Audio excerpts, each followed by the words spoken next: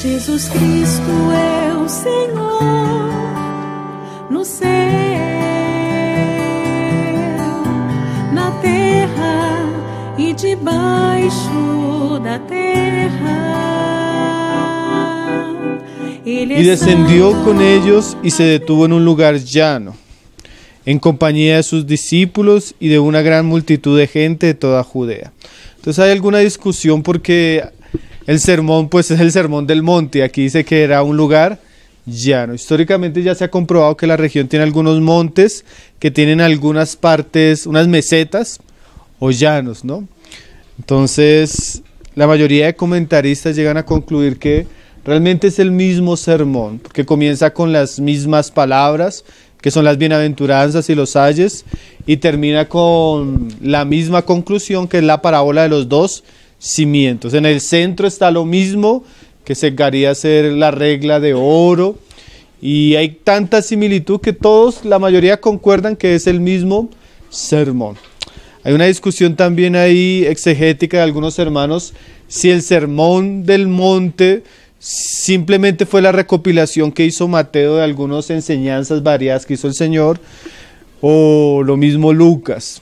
Pero es interesante que el Señor nos da un lugar, un comienzo, un final, el efecto que tiene sobre las personas que están oyendo. Es interesante que el Señor nos habla después qué hizo, los evangelios nos hablan qué hizo Jesús después de esta narración. Entonces es muy probable que este sermón fue una enseñanza del Señor, que aunque digamos Mateo es bastante largo, tiene 105 versículos, Lucas es una versión condensada, tiene 30 y algo versículos, es un sermón que se podría escuchar en un audio en 10 minutos, en el de Mateo. Entonces probablemente fue una enseñanza, pero tal vez ha sido la enseñanza más rica teológicamente que Jesús dio, más amplia, ¿no? Considerado como el sermón más glorioso que se ha escuchado en la faz de la tierra. Lastimosamente no estamos estudiando Mateo porque sería muy bueno haber estado ahí unos buenos sábados, pero Lucas nos da una buena condensación y ese es el tema que vamos a comenzar a tratar ahora. Dice: en compañía de sus discípulos y de una gran multitud de gente de toda Judea, de Jerusalén y de la costa de Tiro y de Sidón, que habían venido para oírle y para ser sanados de sus enfermedades. Y los que habían sido atormentados de espíritus inmundos eran sanados, y toda la gente procuraba tocarle, porque poder salía de él y sanaba a todos. Y aquí comienza el sermón. Y alzando los ojos hacia sus discípulos decía: bienaventurados los pobres, porque vuestro es el reino de los cielos. Entonces, así haciendo un bosquejo del sermón del Señor, tenemos por lo menos tres partes principales. Del verso 20 al 26 vamos a tener las bienaventuranzas y los ayes. Del verso 27 al 45 vamos a tener lo que exige el Señor de aquellos discípulos, o el tipo de vida que se espera de aquellos que hacen parte de este reino ahora. Y en el verso 46 al 49, que es el final, es la parábola de los constructores. Entonces más o menos esa es como la idea general de el tema que ahora vamos a comenzar a estudiar los sábados, que es este pequeño resumen o condensación que hace Lucas del Sermón del Monte. Entonces, bueno, lo primero que se puede decir allí, y pues no vamos a tener la oportunidad de hacerlo tan plenamente en el Evangelio de Mateo, es que el Señor va a poner los parámetros, o cómo decirlo, o las señales en sus discípulos que van a diferenciar a aquellos que hacen parte del reino de los cielos en comparación con los del mundo. El Señor va a comenzar a poner el estándar de vida que nosotros debemos vivir como creyentes. Claro que esta realidad nunca se podría vivir fuera de Cristo. Esta realidad nunca se podría vivir fuera de la operación del Espíritu Santo. Esta realidad no se podría vivir en nosotros mismos. Ni siquiera las características que a veces nosotros vemos que pueden ser manifestadas de una manera natural son naturales. Por ejemplo, cuando él habla de la bienaventuranza, la mansedumbre y otras cosas, no está hablando de una mansedumbre natural, está hablando de realidades espirituales que el Señor espera que diferencien a sus discípulos de las personas del mundo. El Señor va a hablar de qué es la verdadera felicidad, qué es la verdadera miseria, cómo deben andar los creyentes en comparación cómo andan las personas del mundo, cómo debe ser nuestra piedad, nuestro andar, nuestra relación con el dinero, nuestra relación con las personas y sobre qué bases debemos fundamentar nuestra vida cristiana. El hermano John Stott decía que en una era donde no se hace mucha diferencia entre el cristiano y la persona del mundo, el sermón del monte es muy elocuente, porque el sermón del monte traza una línea de separación de cómo deberían andar los hijos de Dios y también cómo andan los hijos del diablo.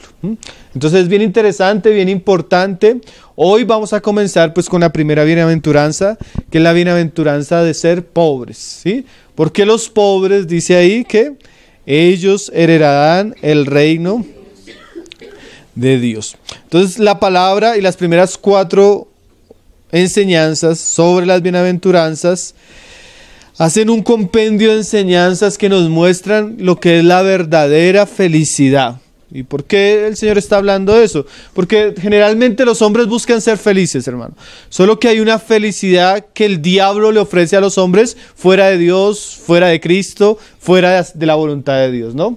Como alguien decía, el diablo promete lo mejor, pero paga con lo peor. Entonces muchas veces esa felicidad momentánea que el diablo ofrece, esos paradigmas que el diablo establece en el mundo para que las personas engañadas piensen que van a ser felices, una vez los hombres caminan por ese camino, lastimosamente se encuentran más infelices, lastimosamente se encuentran más miserables, lastimosamente eso no trae lo que promete, sino trae cosas lamentables, como dice ahí en los pasajes hay.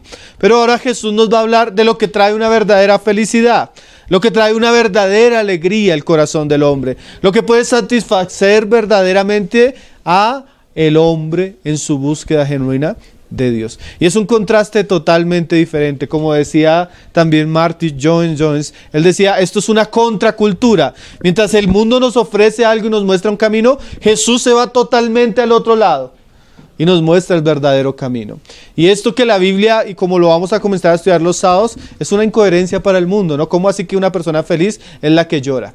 ¿Cómo así que una persona feliz es la que tiene hambre? ¿Cómo así que la persona que tiene feliz es la que es pobre? Si el mundo nos enseña que el feliz es el que ríe, feliz es el que tiene abundancia, feliz es el que no pasa necesidad. Sí, pero Jesús va a enseñar, no es así. Yo les voy a enseñar qué es la verdadera bienaventuranza, que debería ser la característica, porque los cristianos somos llamados a ser verdaderamente felices. Ahora, esto es bien interesante, hermanos, porque Jesús no nos llamó para llevar una vida miserable. Jesús no nos llamó para vivir una vida triste o donde estamos agachando la cara porque estamos viviendo ciertas circunstancias. Jesús nos llamó a una vida abundante, llena de gozo, llena de paz, llena de alegrías, llena de victorias.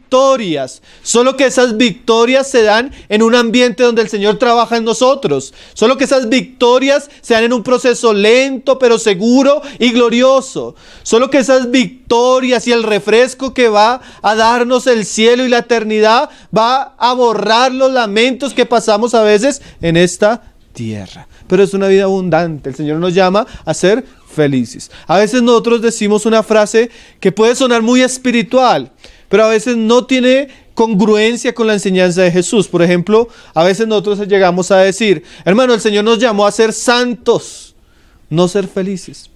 Y como que nosotros hacemos una diferencia, como si la santidad de verdad no produjera verdadera felicidad. Pero eso es un engaño, hermano. La santidad produce verdadera alegría. La santidad produce verdadero gozo.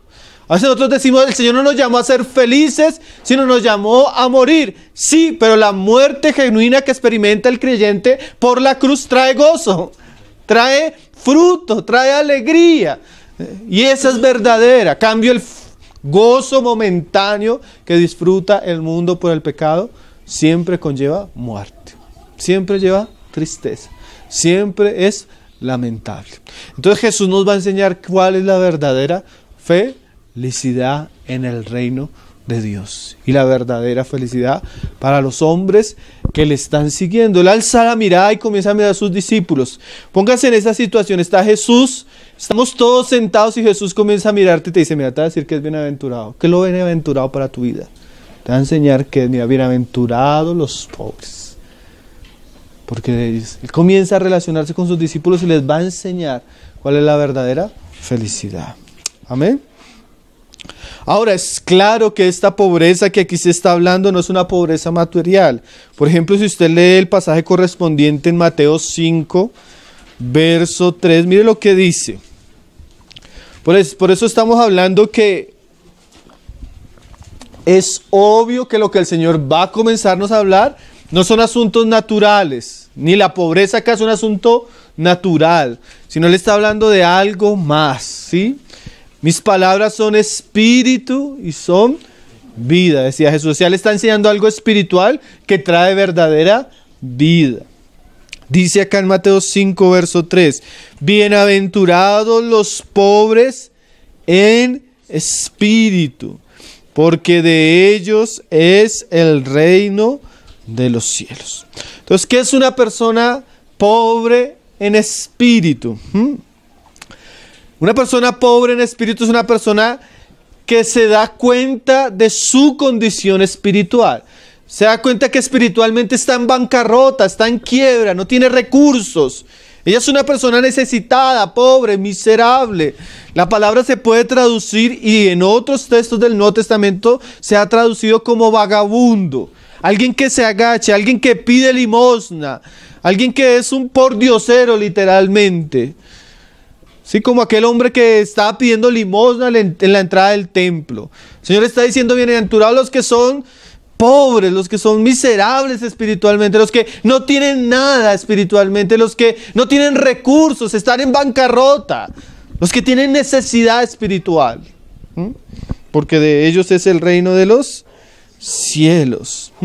Ahora, como hemos dicho, a veces es bueno ver ciertos ejemplos, porque a veces uno no entiende esta realidad sino con el ejemplo, ¿no? Esto parecen palabras muy misteriosas, místicas, pero vamos a leer un pasaje de una historia de una mujer pobre, de una mujer espiritualmente pobre, de una mujer en una situación difícil, lamentable. Y vamos a ver lo que significa también una verdadera pobreza, porque cuando la Biblia habla de pobreza espiritual, no está dándonos la idea del vagabundo que está muriendo por necesidad y no hace nada tampoco, sino vamos a ver cómo esta pobreza nos lleva a ser ricos. Esta pobreza nos lleva a poseer el reino de los cielos. Esta pobreza nos lleva a tener lo que no tenemos. Entonces es un contraste muy interesante. Feliz el que es pobre, porque él posee algo. Vamos a ver el ejemplo de una mujer. Ahí en el Evangelio de Marcos, vamos a leerlo en los dos evangelios. Marcos capítulo 7, pero también vamos a estar, bueno, y después en Mateo 15. Pero vamos a comenzar con Marcos 7. Este es el ejemplo de una persona pobre espiritualmente. Una persona que no puede suplir una realidad espiritual. Una persona que no se puede enfrentar hacia un desafío que espiritualmente la está sobrepasando a ella. Que espiritualmente está siendo mayor que ella. Y ella cuando mira, ella no puede, ella es pobre. Pero es una pobre que, como vamos a ver más adelante, se vuelve una persona que experimenta los poderes del reino de los cielos. Entonces, la situación de la mujer sirofenicia. Dice Marcos 7, verso 24. Levantándose de allí, se fue a la tierra de Tiro y de Sidón. Entrando en una casa, no quiso que nadie lo supiese, pero no pudo esconderse. Porque una mujer cuya hija tenía un espíritu inmundo, luego que oyó de él, vino y se postró a sus pies. Ahora mire lo interesante. Esta mujer era de Tiro y de Sidón. Esta era una región que para los judíos era muy menospreciada, muy tachada de una región impura, porque de allí viene la famosa esposa del rey Acab, Jezabel. Entonces, esa historia de aquella mujer que se casó con el rey, contaminó Israel, indujo al rey a la idolatría, al paganismo y al pecado. Entonces está todo ese trasfondo. Entonces, cuando Jesús llega a esta región de Tiro y de Sidón, Él no quiere darse a conocer, Él no vino a revelarse a los gentiles en este momento. Él se esconde, pero aparece esta mujer. Y mire lo que dice esta mujer, dice ahí en el verso 25, luego que oyó de él, vino y se postró a sus pies. Ese postró a sus pies, aún la palabra pobre significa postrarse, inclinarse. Interesante, ¿no? Pobre es aquel que no es suficiente y tiene que acudir a otros. Pero no solo acudir a otros en el sentido de préstame y yo le pago, sino en el sentido del que pide limosna, el que no tiene algo. Y la mujer es una mujer pobre, en una situación difícil. Su hija está endemoniada, su hija está siendo atormentada por un espíritu inmundo. Y ella espiritualmente se da cuenta que ella no puede contra esa realidad. Ella no puede luchar contra el demonio. Ella se da cuenta que el demonio que está poseyendo a su hija, que está atormentando a su hija, que está dirigiendo a su hija en una vida de destrucción, ella no lo puede resistir. Ella se da cuenta que no es capaz. Entonces, ¿qué hace ella? Viene ante Jesús y clama. Pero clama postrándose, clama derramando su corazón, clama suplicando. Y eso ya nos muestra que la actitud de pobreza espiritual, o sea, una persona que no puede hacer nada, nos puede llevar a Cristo, ¿sí? Nos puede llevar a la oración, nos puede llevar al clamor. Por eso yo decía, hay un contraste, es un pobre, es un miserable, no tiene con qué, pero tampoco él se queda en esa posición, porque a veces uno encuentra personas así, luchando con el pecado, luchando con el mundo, luchando contra una situación espiritual difícil, luchando contra la tentación, pero ellos llegan y dicen así, no, Jesús dijo que la carne es débil, hermano. ¿Sí? Pero eso lo dicen como una excusa para dejarse llevar por la carne y el pecado, ¿sí? O hay una persona que tiene una situación difícil con un hijo, entonces la persona dice, no, hermano,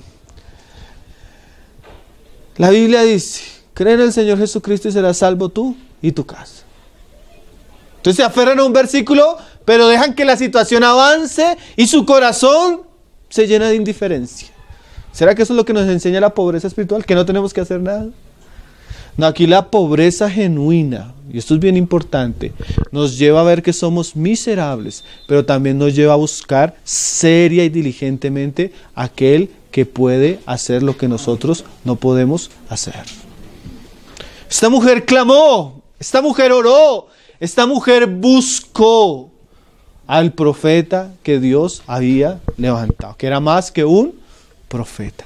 Y saben que ese es el ejemplo que la Biblia nos da a nosotros como cristianos. Usted va a leer ahí Mateo 15. Mire lo que hace esta mujer en el verso 22. En el pasaje paralelo dice, y aquí una mujer cananea que había salido de aquella región clamaba. ¿Sabe qué significa clamar, hermano? Dar voces, gritos, alaridos. O sea, no fue que ella se postró nomás, sino que ella gritó, clamó, en angustia, en dolor, con urgencia.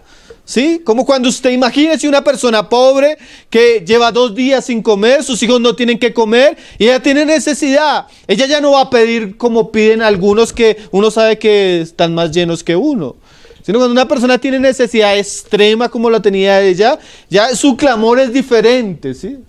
Yo a veces digo, si una persona en la calle se me acerca y me dice que le regale una moneda, yo generalmente uno tiene una reacción de desprecio a la situación, a uno no le gusta eso, que lo incomode.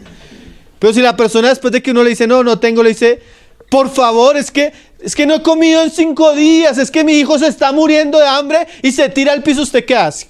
No, ya la situación cambia, ¿no? Porque esa insistencia, ese clamor, muestra que tal vez la situación realmente es urgente, es una necesidad apremiante, ¿sí? Entonces la idea de Jesús de pobre en espíritu es aquel que ve su incapacidad, es aquel que se ve insuficiente, pero por ende se vuelve a Dios.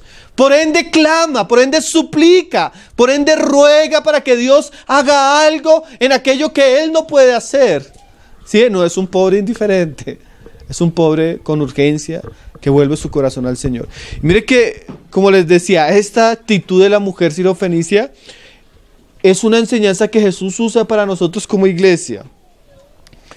Dice ahí en Lucas 18, ténganlo ahí, no lo pierdan, Mateo, vamos a mirar Lucas 18, así sea por encima rápido.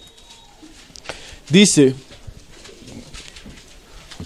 Lucas 18, verso 1. También le refirió Jesús una parábola ¿sobre qué? Sobre la necesidad de orar y no desmayar.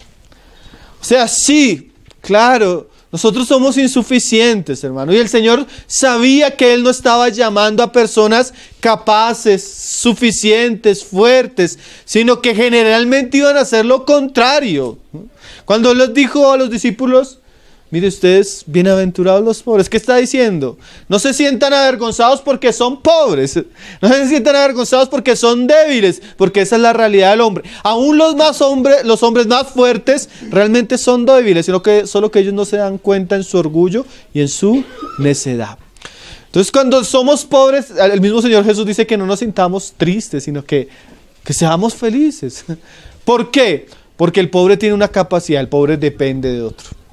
El pobre puede acudir a otro, ¿sí? Y en este caso, al Señor.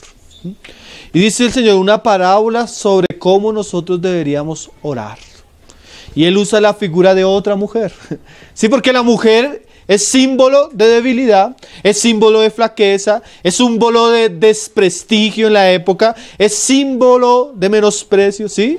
No es como en la época de hoy que las mujeres hoy trabajan. En esa época las mujeres dependían totalmente del hombre. Si el hombre moría, ella tenía que buscar otro esposo para que la mantuviera, porque era muy probable que ella no iba a conseguir un trabajo en un tipo de sociedad como la judía. Casos se habla en la historia, y no son pocos, hermano, bastantes, donde una mujer generalmente, si no conseguía esposo, tenía que prostituirse. Era una situación difícil. Entonces, quedar viuda era una situación muy triste. Era una situación que le generaba unas grandes dificultades y que ella iba a tener que asumir de alguna manera compromisos, deberes que ahora la situación la dejaba en una situación bien adversa. Por eso la Biblia en aquellos tiempos tenía mucho cuidado de las viudas. Por eso la Biblia tenía mucho cuidado de los huérfanos. Mire lo que dice. Había en una ciudad un juez que ni tenía a Dios ni respetaba a hombre. También había en aquella ciudad una viuda a la cual venía él diciendo: hazme justicia de mi adversario. Y él no quiso por algún tiempo. Pero después dijo dentro de sí: aunque ni temo a Dios ni tengo respeto a hombre, sin embargo, porque esta viuda me es molesta, le haré justicia, no sea que viniendo de continuo me agote la paciencia. O sea, ¿qué hizo que el juez duro se moviera a misericordia, siendo duro? La insistencia, ¿sí? La viuda venía a él insistentemente. La viuda venía a él y molestaba. Y yo les vuelvo a dar el ejemplo, que Jesús también usa ese ejemplo en otra parábola. Si usted viene un pobre que es desconocido y le pide usted la primera vez, usted se siente incómodo. Pero póngase a pensar esto. Está en su casa, le suena el timbre a las 12 de la noche, es un hermano de la iglesia o una hermana de la iglesia. Y la hermana le dice: hermano, llevo 3 días sin comer, mis hijos no han podido comer. ¿Será que usted tiene algo que me pueda dar? ¿Usted cerraría su corazón? No, ¿sí? Esa parábola la usa Jesús más adelante. O sea, ni siquiera nosotros que somos duros de corazón, ni siquiera nosotros que a veces no tenemos compasión ni misericordia por el prójimo, en una situación así, haríamos algo, ¿cierto? Aún el más duro de nosotros, algo haría. Ahora el Señor nos está mostrando que nosotros debemos orar con insistencia y perseverancia. ¿Por qué? Porque somos pobres. ¿Por qué más? Porque tenemos tremendas necesidades. ¿Y por qué más? Porque Dios tiene grandes cosas para darnos. Él puede responder de manera maravillosa y abundante, más de lo que nosotros nos imaginamos. Y Jesús un día le dijo a sus discípulos: ¿por qué no pedís? ¿Tenés porque no tenéis? ¿Por qué no pedís? Pedid y se os dará. Entonces yo a veces pienso que nuestras muchas flaquezas y debilidades no son suplidas, no porque Dios quiera, sino porque nosotros no tenemos el corazón de un pobre que se humilla y está volviendo constantemente a la presencia de Dios, suplicando misericordia y suplicando que Dios provea lo que nos falta. Somos tan orgullosos que podemos vivir así. O tenemos una falsa piedad que creemos que Dios puede hacer eso, aunque nuestro corazón no lo esté buscando. Hay personas que dicen, alguien me decía en estos días, hermano, está sucediendo esto y esto, y le dije, vamos a orar. Me dice, no, Dios sabe qué va a hacer. ¿Qué me di cuenta con las segundas palabras? Al sinvergüenza no le interesaba el asunto. Cuando una persona no le dice vamos a orar y no quiere orar, es que su corazón está frío e indiferente hacia la situación, solo está respondiendo de palabras. Porque cuando uno tiene una necesidad genuina, ora y clama. Como dijo el hermano Watchman en el libro de la oración, si usted tiene una petición de oración en la iglesia, en la reunión de oración, pero usted no ha levantado ni siquiera una oración genuina y constante a Dios en su vida privada, eso que usted pide que la iglesia que ore, a usted no le interesa. ¿Me está entendiendo? No le interesa. Dios va a salvar a los perdidos, sí, pero Él quiere que oremos. Dios va a edificar la iglesia, sí, pero Él quiere que clamemos, que ayunemos, que le busquemos, porque somos fuertes. Al contrario, porque no tenemos ningún medio en nosotros mismos en el cual apoyarnos. Dependemos de la obra, la operación sobrenatural del Espíritu Santo. Y para eso clamamos. No porque seamos fuertes, hermano. No se engañe. La oración no es para hombres fuertes. La oración es para hombres débiles. El ayuno no es para hombres espirituales. No, es para hombres carnales que están buscando a un Dios todopoderoso para que actúe de manera providencial y poderosa. Y a eso nos estimula Jesús, a que oremos fervientemente, a que oremos constantemente, a que oremos diligentemente. ¿Por qué? Porque somos pobres. Porque si dependiera de nosotros no tendríamos que orar, hermano. Ahí lo solucionamos a nuestra manera. Pero generalmente Dios nos lleva a situaciones donde nos damos cuenta que no somos suficientes. No somos capaces. ¿Sí? Y esta mujer tuvo esa actitud. Dice en el 7, ¿acaso Dios no hará justicia a sus escogidos? Que claman, y mira esas frases, día y noche.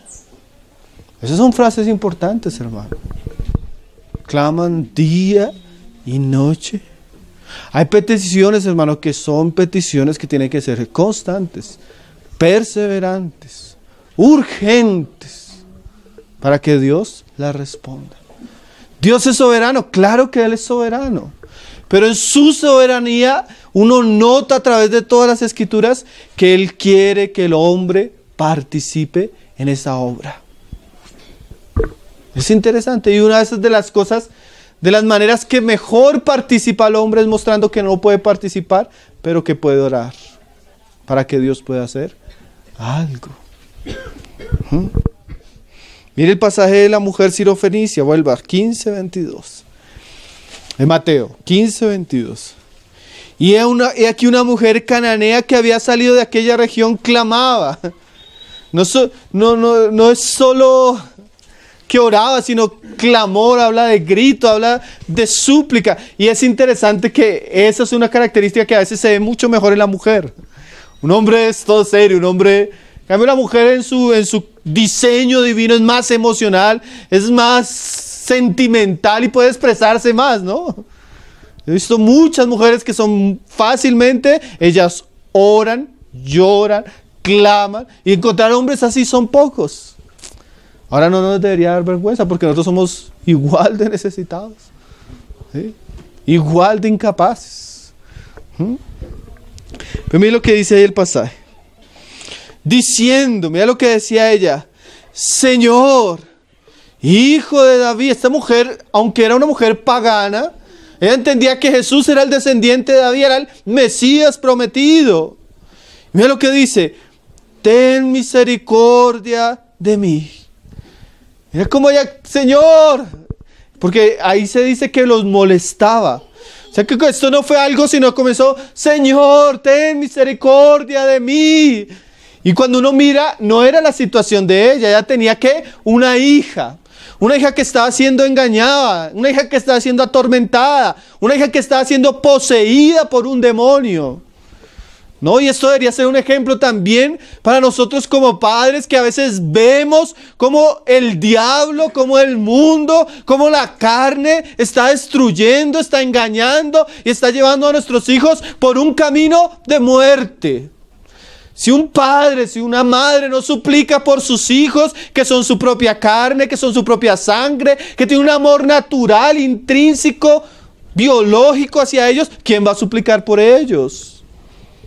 Ahora es interesante, nosotros podemos dar 20 métodos, hacer 10, 15 enseñanzas sobre cómo los padres cristianos deben educar a sus hijos, y eso es importante y eso es necesario, pero en última siempre vamos a ver que somos incompetentes. En última siempre vamos a ver que somos insuficientes. Aún haciendo lo que hacemos, nuestras capacidades nos superan. Decía un hermano, siempre que haga devocional con su familia, siempre que haga devocional con su familia, porque el cristiano debe tener devocional con la familia, ¿sí sabe? Siempre que haga devocional con su familia y usted siente a su hijo, clame por dentro: Señor, abre el corazón de este muchacho. Señor, despierta a esta muchacha que está muerta espiritualmente. Señor, haz algo más allá de lo que se va a hacer acá, porque lo que se va a hacer acá no es suficiente para darle vida a un hombre y a una mujer que están perdidos en delitos y pecados. Tu espíritu, haz algo, Señor. O sea, no podemos quitar el aspecto espiritual, ¿sí? La provisión divina, la gracia que lleva a las cosas, a las realidades espirituales, ¿no? Entonces podemos hacer la otra parte. Y haciendo la otra parte, fracasar, si el Señor no edifica la ciudad. Entonces esta mujer está con mucho dolor, con mucha angustia, con mucha preocupación de su hija. Y comienza a suplicarle al Señor por esta muchacha. Mi hija es gravemente atormentada por un demonio. ¿Qué cosa, no? ¿Quién sabe qué sería? Pero no crean, hermano, nosotros vivimos en una sociedad donde las fuerzas diabólicas, donde los espíritus engañadores, donde la presión maligna es cada vez más. Mire las tasas de suicidio, mire las tasas de drogadicción, mire las tasas de adicción al alcohol, a anorexia. Mira cómo los muchachos están entregando una vida inmoral y de una hipersexualización a temprana edad. ¿Eso qué es? Hermanos, eso es una saturación demoníaca que está viviendo nuestra generación. ¿Sí? A veces su hijo no está abrazando simplemente una cultura o una moda. Su hijo está abrazando muchas veces un patrón estimulado por espíritus engañadores. Yo hablaba con un papá en Brasil, él me decía: hermano, yo que iba a pensar que esa muchacha cuando entró a la universidad y comenzó a escuchar a los profesores de izquierda, iba a coger una hostilidad y un odio tan grande contra el cristianismo. Y uno puede decir, ¿qué se puede esperar de una ideología impulsada por espíritus demoníacos? Más nosotros ignoramos eso muchas veces. Ahora, no es solo suficiente saberlo. Cuando nos damos cuenta y vamos a tratar de solucionar, nos damos cuenta que no somos suficientes por nosotros mismos. Somos pobres. Somos incapaces. Pero mira cómo hacía y actuaba esta mujer.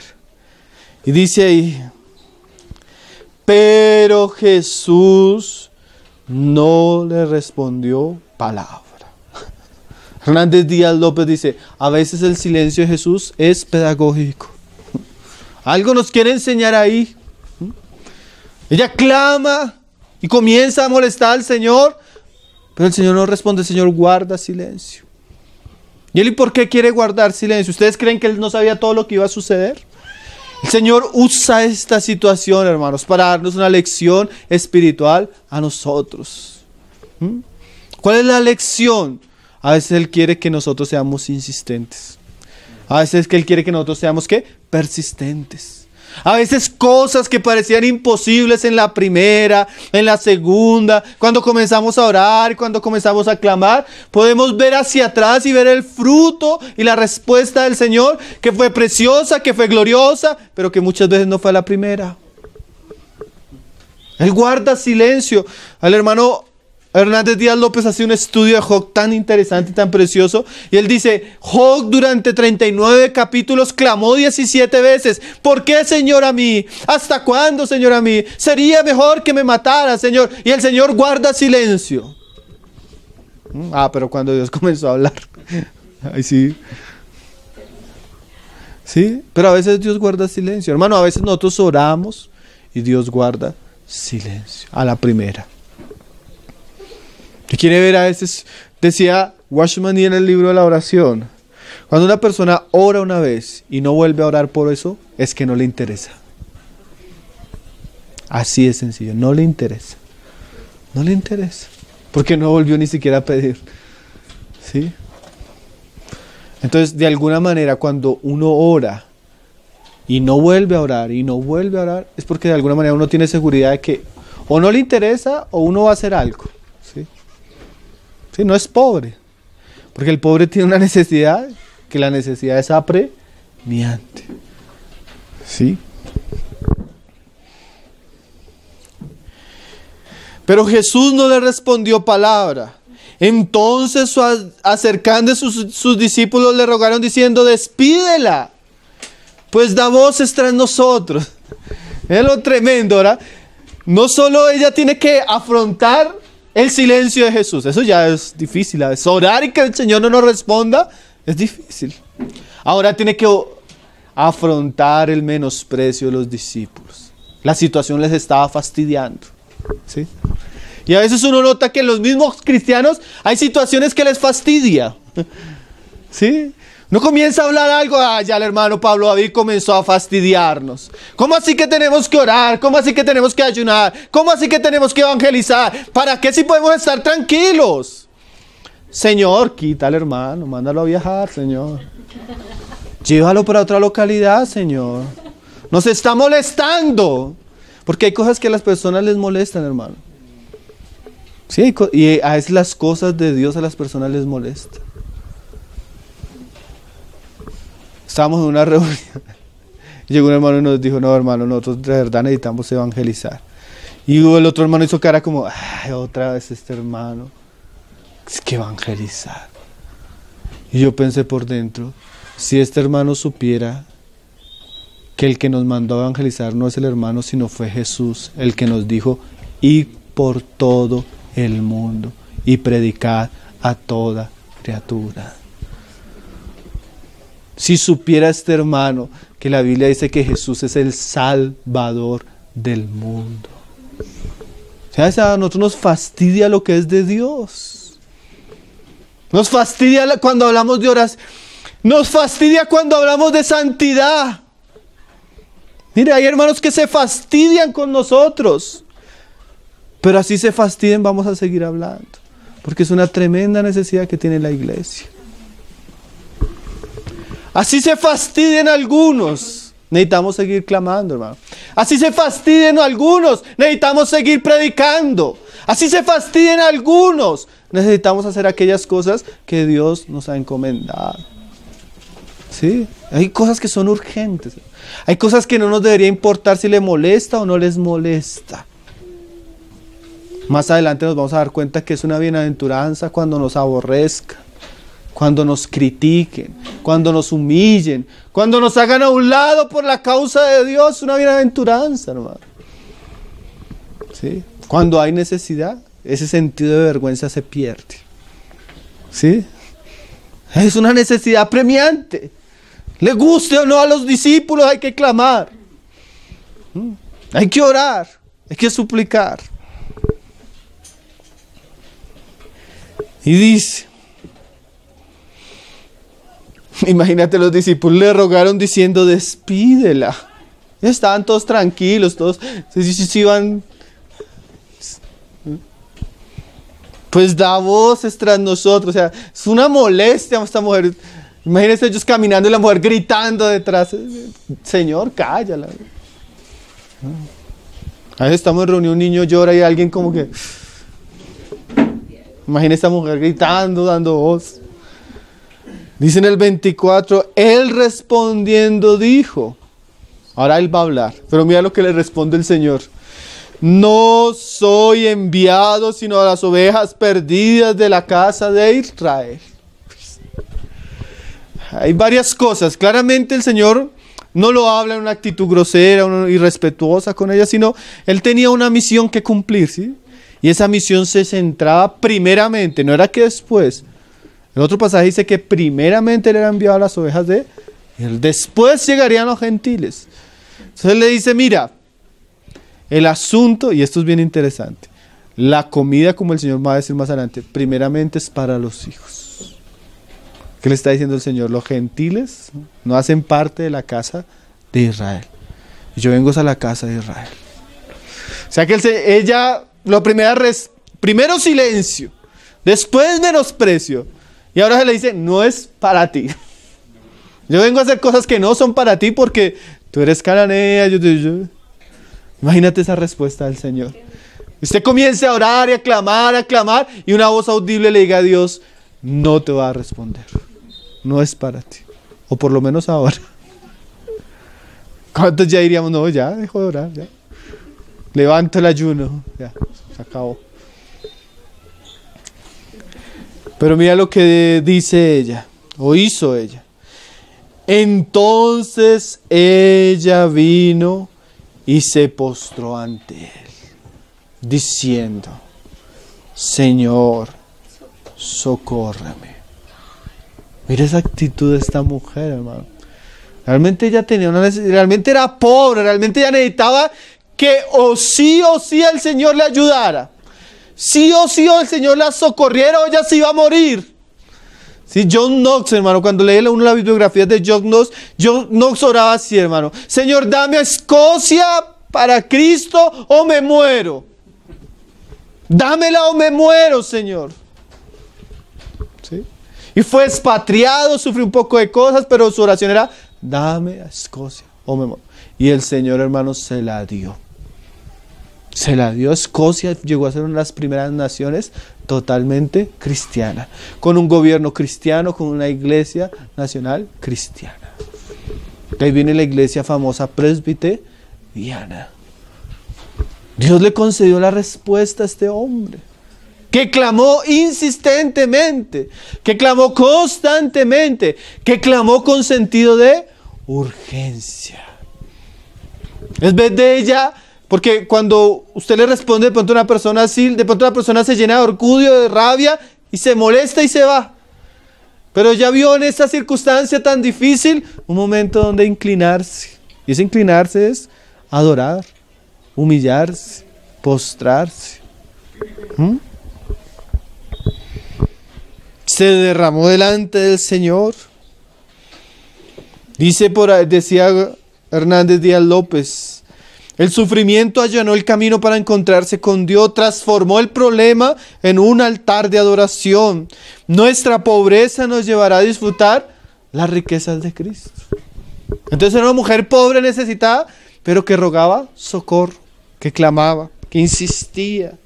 Y mira la respuesta que da ella al Señor. Y ella le dijo, sí, Señor, o sea, tú estás en lo cierto, Señor. Nosotros los gentiles somos perros.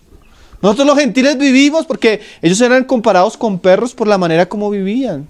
Y literalmente los gentiles en esa época vivían en la inmundicia, en sus pecados, se revolcaban, hacían de todo, homosexuales. Y los judíos eran bien religiosos, ¿sí? Llenos de obras, llenos de ornamentos externos. Entonces el gentil vivía como un salvaje en sus pasiones, ¿sí? Entonces realmente ellos, yo podría decir, sin conocer la vida de esta mujer, realmente ella reconoció, sí, Señor, así es, nosotros somos así, como perros, somos dignos, Señor. No vivimos como hombres, sino como animales. Pero, mira lo que dice, aún los perrillos comen de las migajas que caen de la mesa de sus amos. O sea, ella se vio tan pobre. ¿Se acuerdan la historia del rico y Lázaro? ¿Qué dice el pasaje? Que Lázaro se alimentaba de lo que caía de la mesa del rico. O sea, Lázaro literalmente era una persona como un indigente que comía de la bolsa de los sobrados de la casa del rico.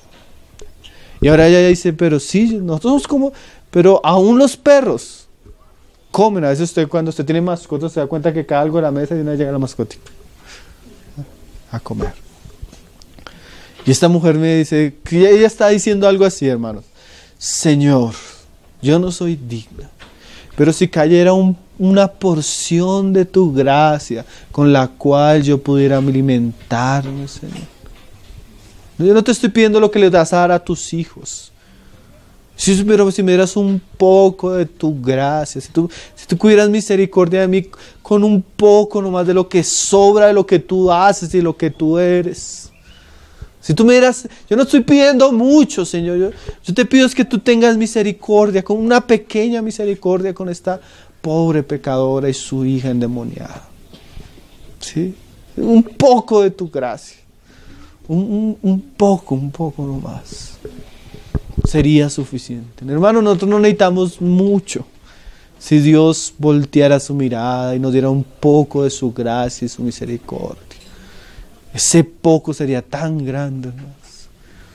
Porque lo poco del Señor es tan grande, hermanos. Lo poco de Cristo es tan grande, hermanos, que supliría todo lo que necesitamos.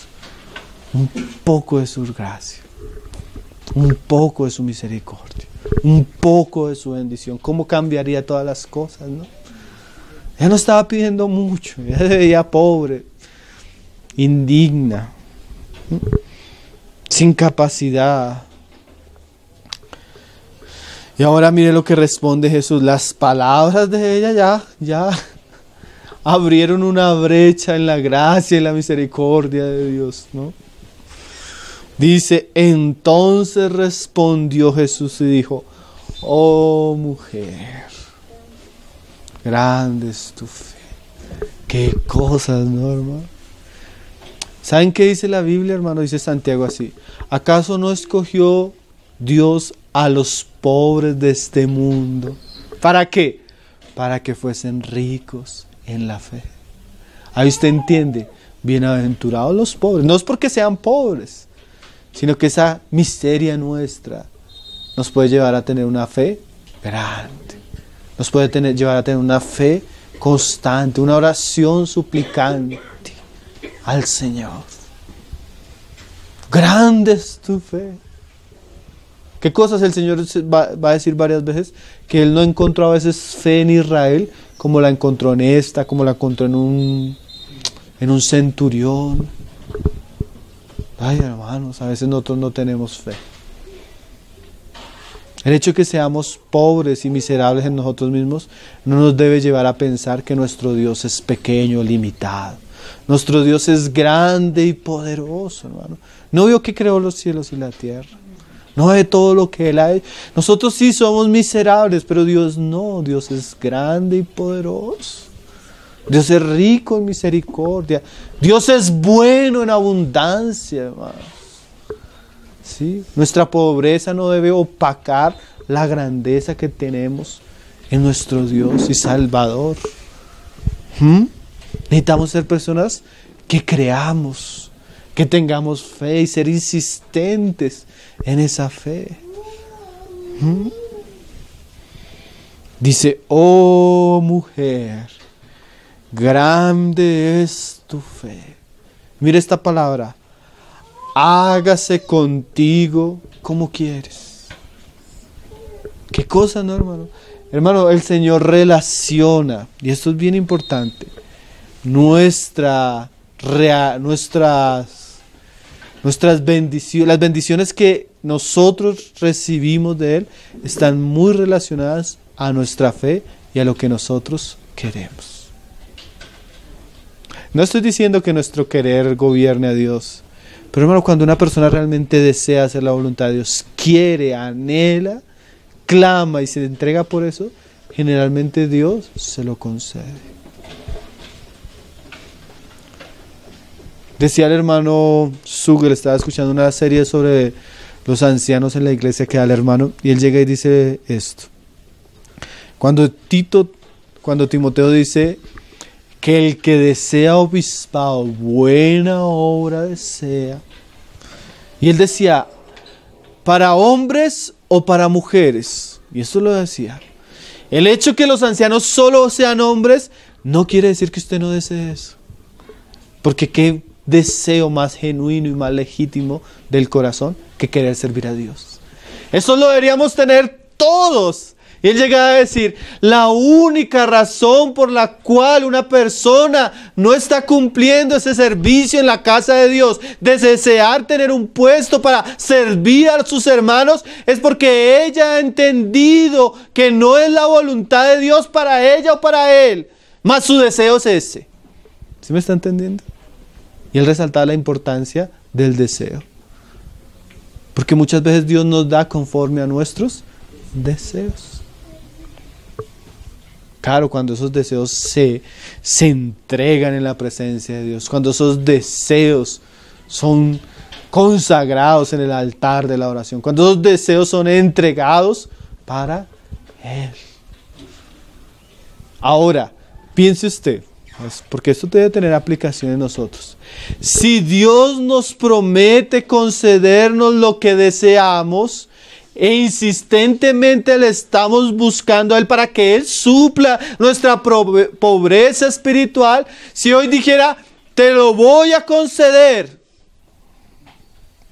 siéntate acá, vamos a cargar tus listas de oraciones, lo que has orado por el último año te lo voy a conceder hoy a ti, aquí en este momento. ¿Cuántas cosas te concedería, hermano? Y uno comienza a pensar, ¿por qué he orado este año? He orado. Hay cosas que he puesto, por las que he suplicado insistentemente. Hay cosas que me trasnochan, que me llevan a preocuparme, que me llevan a buscar al Señor. Que el Señor dijera, hoy te lo voy a responder. ¿Cuál sería? Si hay, no hay. Si hay una lista de oración. Un día, miren hermanos, a veces Dios hace eso. Llega un momento donde Dios responde. Un día el Señor le envió un ángel a Cornelio y le dijo así. A Cornelio era un impío, hermano. Se le aparece el ángel y le dice, Cornelio, tus oraciones han subido delante de la presencia del Señor. Tremendo, ¿no? A veces uno cree que son circunstancias. No, no son circunstancias. Muchas veces nuestras circunstancias son dirigidas por un Dios soberano que a su tiempo y en su buena voluntad responde y escucha las oraciones y los deseos de nuestro corazón. Nosotros no creemos en las casualidades, hermano. Nosotros creemos en un Dios que gobierna la historia de los hombres y gobierna nuestra historia. Y si estamos viviendo ciertas cosas que sabemos que son fruto de la gracia bendita de Dios, también sabemos que pasaron algunos años por lo cual estuvimos orando por eso. Por eso, hermano, nuestras reuniones de oración, nuestras reuniones de ayuno, nuestra vida secreta con el Señor es tan importante y nunca dejamos de insistir, hermano, porque Dios responde las oraciones. Dios responde las oraciones. Yo recuerdo una jovencita que se reúne entre nosotros, estaba orando y orando y orando por su hermano, y un día mientras estaba orando el Señor le dijo así, no ores más por él. Yo te he concedido esa petición. Y a la semana se convirtió y se afirmó. Imagínate que Dios diga, ya no ores más por eso, te lo concedí. El hermano Gino cuenta eso de su historia familiar. Él oró y un día el Señor le dijo, ya no ores más por tu familia, te la he concedido. Qué cosas preciosas, hermano. ¿A usted no le parece eso precioso? Dios oye la oración y Dios responde las oraciones de aquellos que son pobres en espíritu.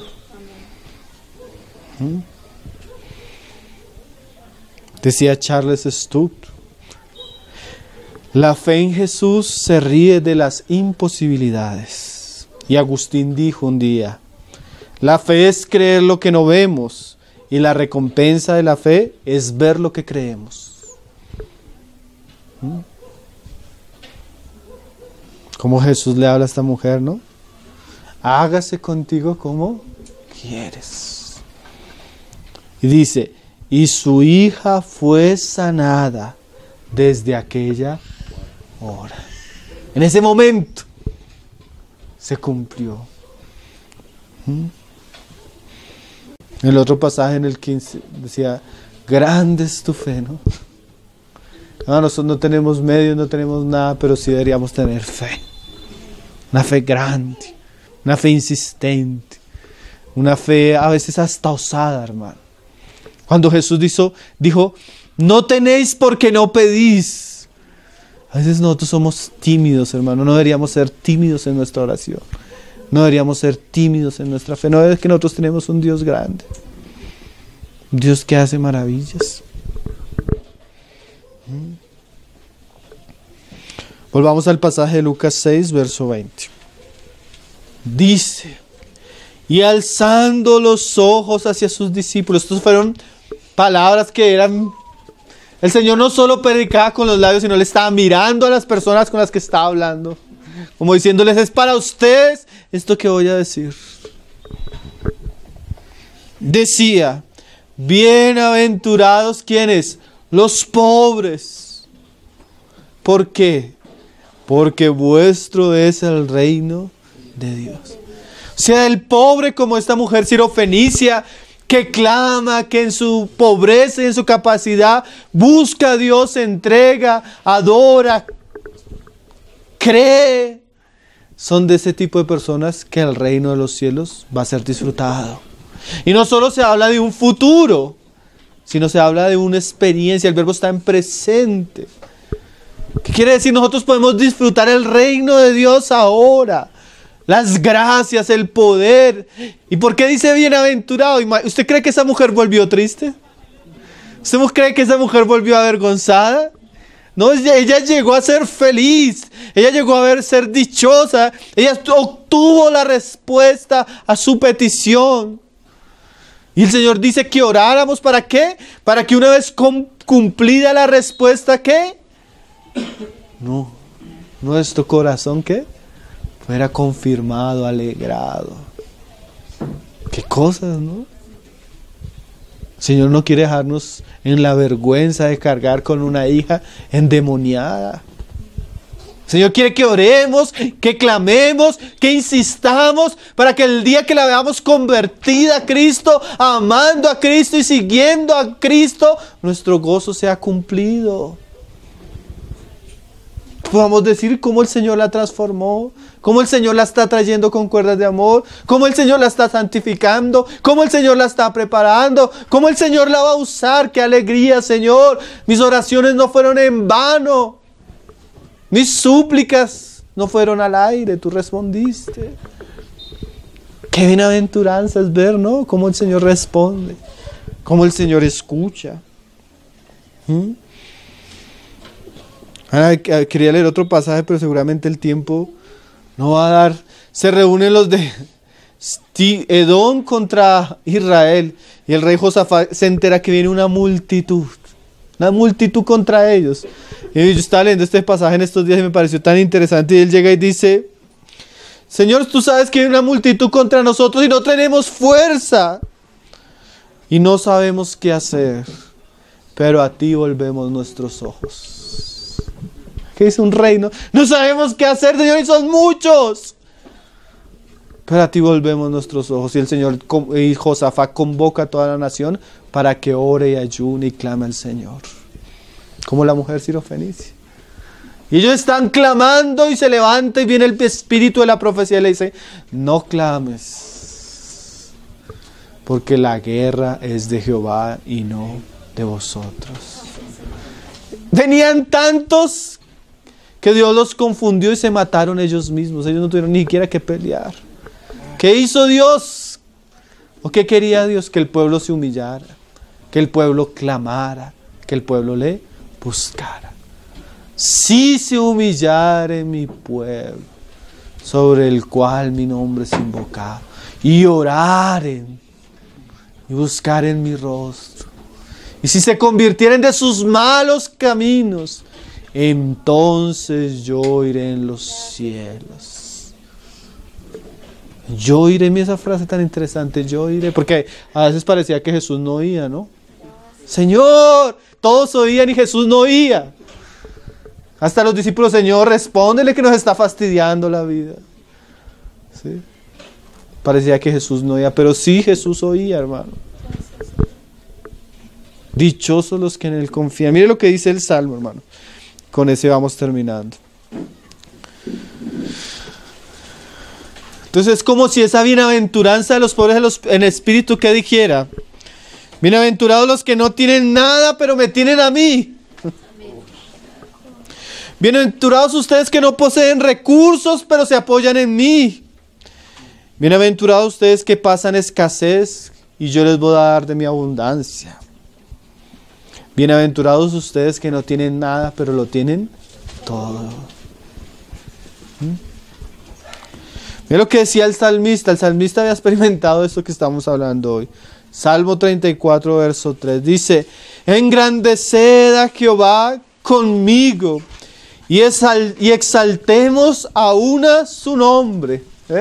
Es un hombre que feliz, es un hombre dichoso, es un hombre que está diciendo que exaltemos al Señor y engrandezcamos su nombre. Y mira lo que él dice, la base de esa felicidad es una experiencia que él tiene. Dice: busqué a Jehová y Él me oyó y me libró de todos mis temores. ¿Sí? Los que miraron a Él fueron alumbrados y sus rostros no fueron avergonzados. Si las personas que miran a Él no van a ser avergonzadas, hermano, sino que al contrario, sus rostros van a ser alumbrados. Y dice: este pobre clamó. Porque el rico no clama, hermano. El rico no tiene necesidad de clamar. El pobre es el que clama. El que no tiene que más. Señor, ya he intentado todo, pero no tengo la capacidad que... soy pobre. Mas si el pobre clama. Y le oyó Jehová. Y dice: y lo libró de todas sus angustias. El ángel de Jehová acampa alrededor de los que le temen y los defiende. Gustad y ve que es bueno Jehová, dichoso el hombre que confía en Él. Temed a Jehová vosotros sus santos, pues nada falta a los que le temen. Los leoncillos necesitan y tienen hambre, pero los que buscan a Jehová no tendrán falta de ningún bien. O sea, son pobres, pero si buscan a Jehová, no les va a faltar nada. De ellos es el reino de los cielos. Son pobres, pero claman y el Señor los libra de sus angustias. Son pobres, pero el ángel de Jehová acampa alrededor de ellos. ¿Sí ves esa contradicción? Bienaventurados los pobres en espíritu, porque de ellos es el reino de los cielos. El Señor nos enseñe con el ejemplo de esa mujer, hermanos. Nos estimule a confiar, a clamar, a tener fe, aún en medio de nuestra pobreza, hermano. Nuestra pobreza o incapacidad espiritual no es para mantenernos avergonzados, hermano. Es para confiar y llevarnos a Cristo y experimentar su poder. Y ver que Él es poderoso para hacer mucho más abundantemente de lo que pedimos o entendemos. Ao leão de Judá.